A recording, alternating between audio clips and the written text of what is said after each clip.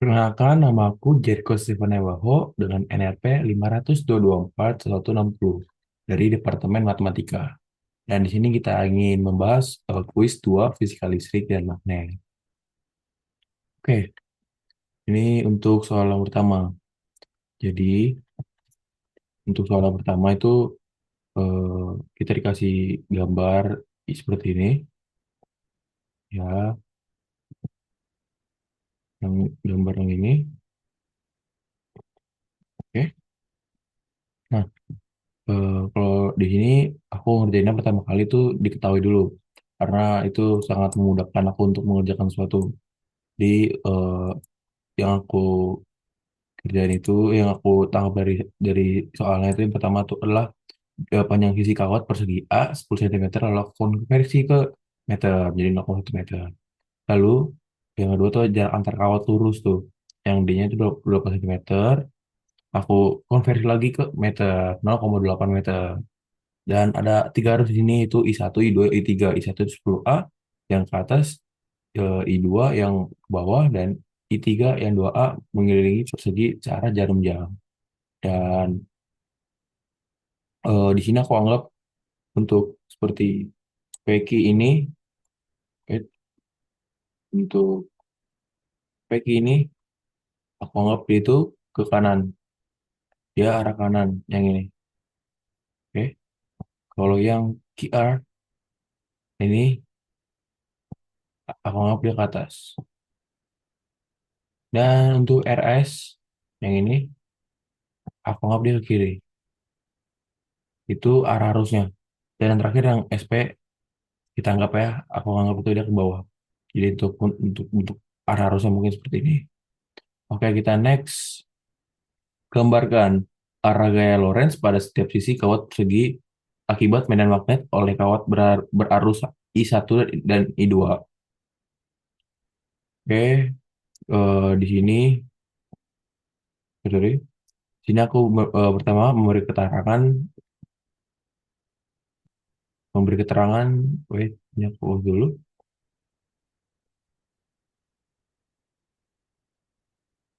Sini aku memberi keterangan, pertama tuh medan magnet kawat yang ini, ya, medan magnet kawat tuh yang pertama aku kawat satu. Oke, kita lihat kawat satu,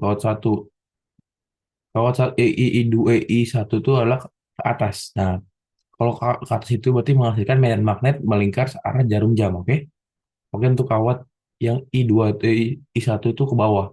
Dia menghasilkan medan magnet melingkar berlawanan arah jarum jam. Berarti dia tidak mengikuti arah jarum jam. Dan untuk kayak kawatnya itu yang ini. Nah, yang ini. Oke. Nah, yang I1 ini dia searah dia.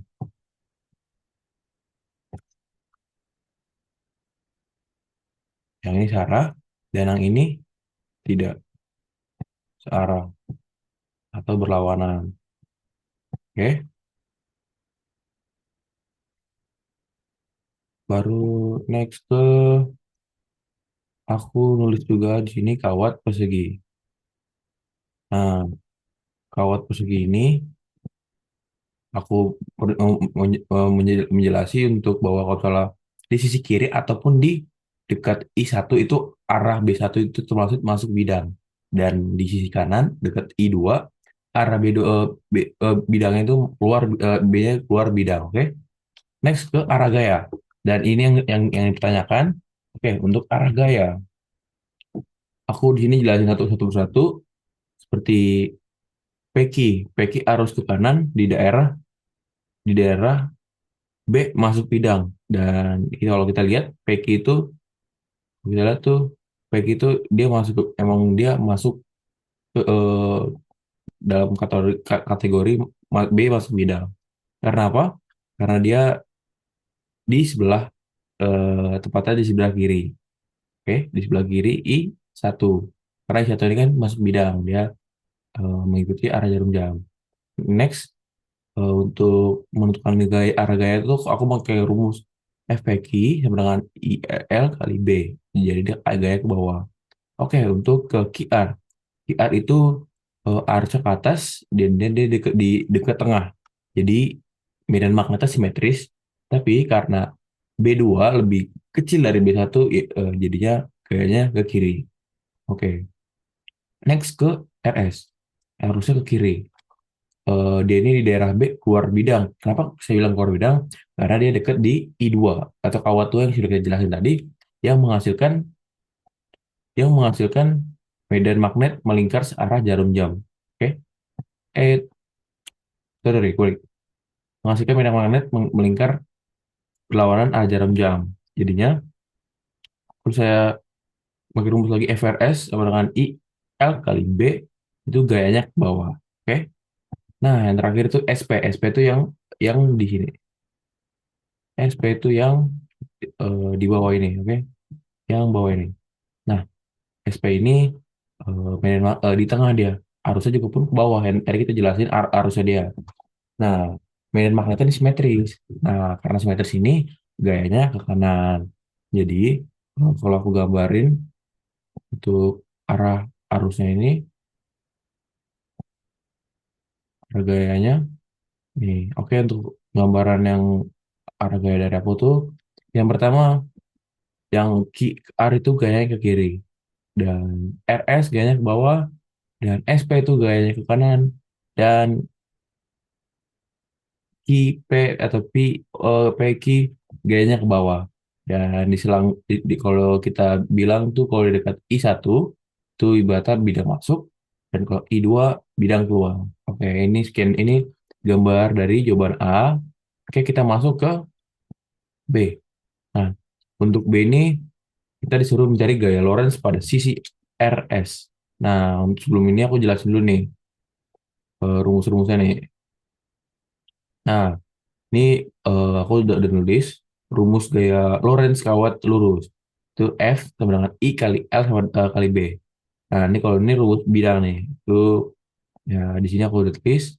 Nah, binet ini kalau kalau di kondisinya arah gayanya itu berlawanan seperti tadi.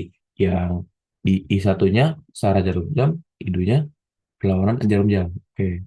Kita masuk ke perhitungan soal. Dan pertama-tama kita mencari bidang satunya, B satunya itu ya ini udah standarnya segini 4 kali 10 min 7 kali 10. Nah, 10-nya ini adalah I1. I1-nya 10. Ini tergantung dari tadi soalan yang tadi kita diketahui tadi. Oke. B1 kita dapat 2,22 kali 10 pangkat 4 T. Dan itu jadi B2 juga kita ketemu 4,21 10 pangkat min 5 T. Nah, karena tadi arah gaya berlawanan, akhirnya kita cari binet dulu, binet. Nah, bineta itu adalah 2,22 kali 10 min 4 T dikurang 4,21 kali 10 min 5 T. Yang arti sama dengan 1,80 kali 10 pangkat min 4 T. Nah, karena di gaya Lorentz, kita masukin rumus gaya Lorentz tadi yang kita sudah jelasin. Oke, gaya Lorentz pada RS. Oke, berarti FRS. FRS I3 dikali A dikali binet. I3 berarti 2 dikali dengan 0,1 dikali 1,80 dikali 10 pangkat min 4. Hasilnya 3,6. 3,6 dikali 10 pangkat min 5. Ini jawaban untuk B. Oke, next kita ke C. Oke, kalau ke C, karena gaya Lorentz, gaya Lorentz pada sisi P, PS. Oke, nah aku sini juga kasih keterangan kawat PS arusnya ke bawah berarti simetris terhadap QR. Oke. Di sini jari-jari yang udah diketahui. Nah, baik lagi kita mencari B1 dan B2. Dan tadi kita udah mencari juga berarti tinggal kita eksekusi. Berarti B1-nya nih. Nah, ini kita tinggal eksekusi dua di sini sebenarnya. Kira untuk bineta kita tunggu 1,71 kali 10 pangkat min 5 T.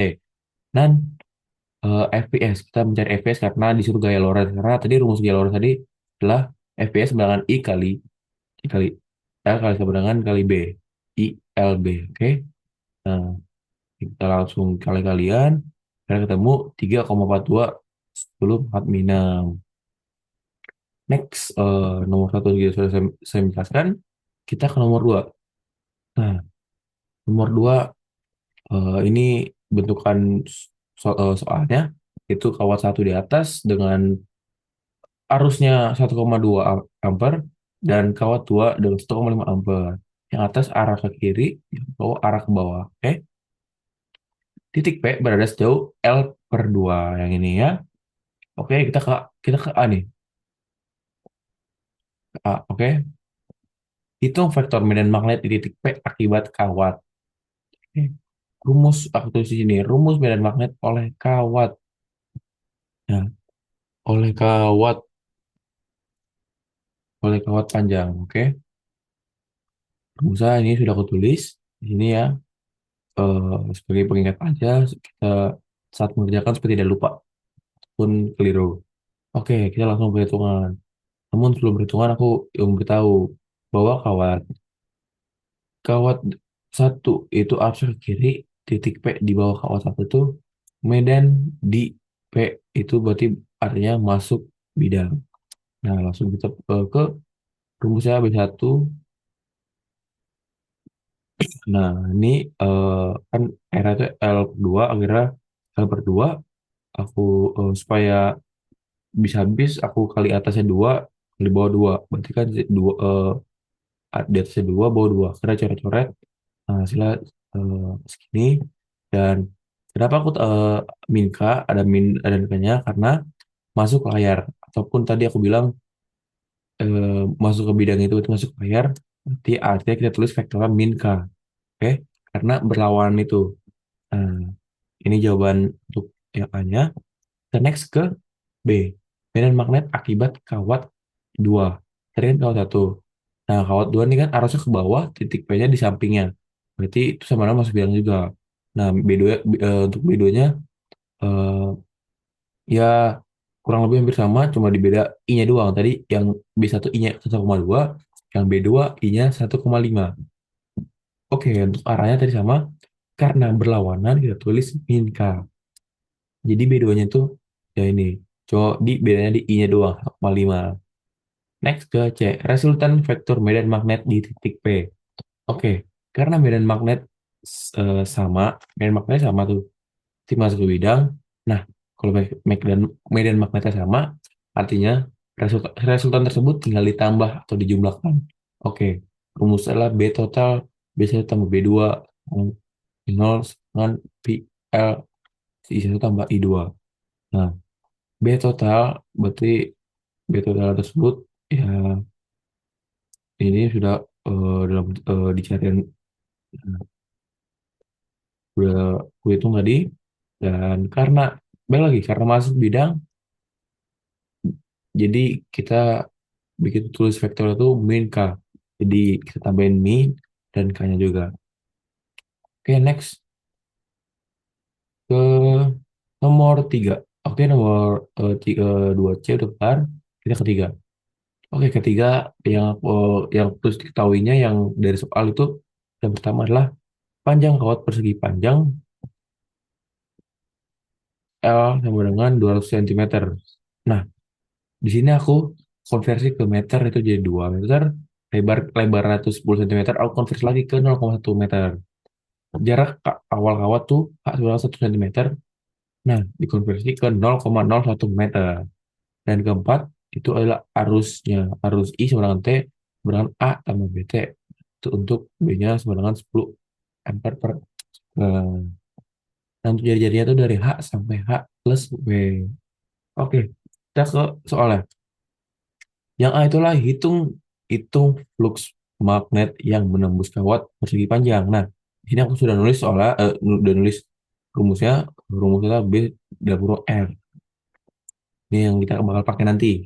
Ingat, tidak boleh salah. Dan untuk mengantisipasinya ya seperti ini harus nulis di sini supaya tidak keliru lagi saat kerjaan. Oke, yang pertama flux magnetik total itu ya ini integral H integral dari H sampai H plus W. Nah, B, BR kali LDR. Nah, ini yang BR ini kita substitusi dari yang atas tadi, yang tadi sudah kita tentuin. Oke, sudah kita substitusi, kita hitung lah. Kira ya untuk flux magnet ya yang menembus kawat banyak itu, ini jawabannya. Oke, B. Kita lanjut ke GGL induksi. Nah, GGL induksi ini rumusnya udah putus juga. Nih, itu DI per DT. Nah, karena di sini aku juga udah ada dua keterangan di sini untuk yang membantu kita mengerjakan soal. Nah, setelah kita udah keterangan tersebut itu sangat penting seperti kayak eh, diketahui DI DT. Nah, di sini mungkin nanti buat salah satu pengerjaan kita di nextnya. Oke, kita lanjut ke langsung masukin rumusnya. Nah, ini kan udah tadi di atas sebenarnya kita udah rumus juga, tapi yang terus lagi supaya tidak keliru. Dan gigi lain induksi sama dengan min 4 pi kali 10 pangkat min 7 kali 2 per 2 pi. Dan dalam kurung 0,01 ditambah 0,1 per 0,01 dikali 10. Nah, ini udah aku cari yang akhirnya tuh min 9,59 dikali 10 pangkat min 6. Oh, oke, ketiga C. Arah arus induksi. Dan aku sendiri menggunakan hukum Hans. Karena kenapa? Karena arus satu makin besar positif B, maka medan magnet B-nya makin besar atau menuju masuk bidang tadi. Dan kedua, arus induk akan menghasilkan medan atau keluar bidang. Next, maka arus kawat persegi panjang akan mengalir searah jarum jam dan agar B keluar bidang. Nah, ini untuk arah arus induksinya. Oke. Nomor 4, tarik yang nomor parkir. Dan ini yang diketahui yang diri soal. Yang pertama adalah induktor L itu ada 26,5 mH dan kita konversi ke H itu jadi 26,5 kali 10 pangkat min 3 H. Dan kedua tuh aku dapat kapasitor ada C1 dan C2. Yang pertama 56 dan 50. Dan tiga itu resistor. Resistor ada 10 ohm dan frekuensi sumber sedangkan 60 Hz. Dan Vmax adalah 22.000 V. Dan terakhir ini agak ini penting, arus mendahului tegang tuh disebut rangkaian kapasitif. Oke, seperti itu. Kita ke A. Nilai C ekuivalen. Nah, dari soal tuh kapasitor satu dan C2 itu adalah seri. Maka kita menggunakan rumus seri itu berarti kayak, 1/2 1/A tambah itu 1/A tambah 1/B itu yang kayak gitu tuh. Nah, dari 1/C ekuivalen itu sama dengan 1 per C1 ditambah 1/C2. Berarti artinya 1/56 ditambah 1/50. Dan hasilnya ada 106 per 1400. Karena ini 1 per, berarti ini kita sebalik juga nih untuk serinya. Berarti 1400 per 106. Untuk desimal 13,21. Oke. Next ke B. Untuk B, impedansi rangkaian Z. Dan di sini impedansi itu membutuhkan XL dan SC. Karena rumus impedansi sendiri itu adalah akar kuadrat R kuadrat. Akar kuadrat dari R2, R pangkat 2 tambah dan kurung XL min XC kuadrat. Oke. Yang pertama kita nyari XL dengan rumus 2P dikali FL. Oke. Karena sini aku sudah mencari mendapatkan 10 ohm. Kita XC. XC ini ya rumusnya seperti ini. Dan aku mendapatkan 200 ohm. Lalu kita langsung masukkan ke rumus impedansi total yaitu Z tambah dengan akar kuadrat dari R kuadrat plus SL min XT dalam kurung kuadrat. Dan setelah kita cari impedansi total tersebut adalah 190 ohm. Oke. Dan langsung ke yang C nih. C ini adalah persamaan arus sebagai fungsi waktu. Oke. Dan di sini aku pertama-tama mencari Imax-nya dengan cara Vmax dibagi Z. Dan Z tadi ketemu 110 bagi 220. Oke, sorry ini 190. Nah, itu aku menemukan 1,158 ampere. Dan tadi kita udah ketahui rangkaian kapasitor tadi T sama dengan I max dikali sin PT plus flux magnetik total. Dan di mana W itu kita mencari dengan 2 pi kali F dan tadi flux magnetik total itu tadi kita udah nemunya dan tinggal kita masukin aja yaitu 1,158 sin kurung 27 plus 1,38. Oke, terakhir frekuensi resonansi. Itu ya ini rumusnya dan kurang lebih seperti ini. Dan kita tinggal masukin aja yang kita tinggal substitusi nilainya dan akhirnya dapatkan 269 Hz. Dan itu mungkin pembahasan yang mungkin bisa aku berikan dan untuk penutupannya aku izin terima kasih.